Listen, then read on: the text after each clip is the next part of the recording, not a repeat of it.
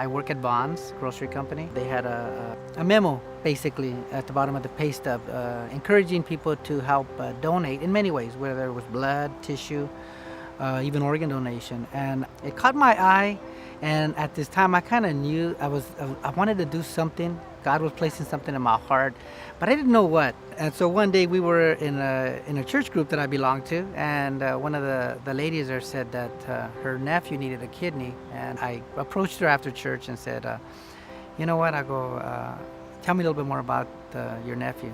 He had been waiting for about 5 years, really no calls for any donations for his kidney.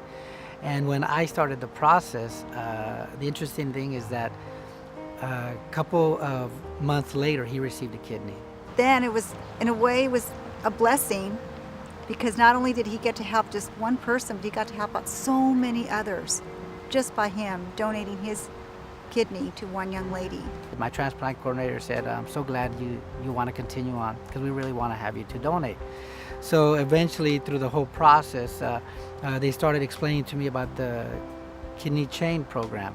And they said, Max, we have people lined up that if we can match you up with one, their loved one will give to somebody else, and it will start a chain. Little did I know that later on it would end up being a 20-member kidney chain. There was 10 people giving and 10 people receiving. So I gave my kidney to a young woman named Laura Amador from Stockton. In about 2004, I started dialysis, and I was on the waiting list for about 4.5 years. And my brother decided to donate to me, but unfortunately he was an incompatible match. And so through that, we joined the paired exchange program with UCSF, and Max Zapata was a match for me. And so he donated his kidney to myself, and then my brother donated so that I may receive, and it started a kidney chain across the country. You know, this is a man that I've never met before, but yet it's something, he's a friend. He's more than a friend, you know. I want to say it's family, because he's somebody who, I mean, he gave me the gift of life. You know, how many people could say that? And so being a part of that, and it's just, you know, it's great having him in my life. Laura wasn't the only recipient of something great. It was her mother, who had to be there day in and day out whenever they went to dialysis.